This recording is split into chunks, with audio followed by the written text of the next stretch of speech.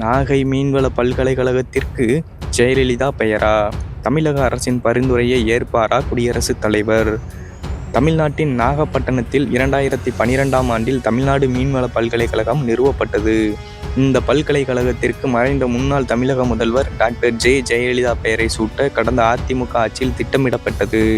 இது தொடர்பாக அதிமுக ஆட்சி காலத்தில் மசோதா கொண்டு வரப்பட்டது. இந்த மசோதா ஆளுநர் ஒப்புதலுக்காக அனுப்பி வைக்கப்பட்டது. ஆனால் ஆளுநர் தரப்பில் ஒப்புதல் அளிக்கப்படாமல் கிடப்பில் போடப்பட்டது.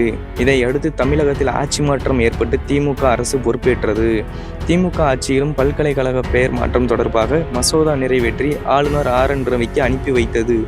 அதாவது மீன்வள பல்கலைக்கழகத்திற்கு ஜெயலலிதா பெயர் சூட்ட ஆளுநர் ஒப்புதல் அளிக்காததால் அதற்கு முன் இருந்த பெயரிலே தமிழ்நாடு அரசு சட்டமன்றத்தில் மசோதா கொண்டு வந்தது.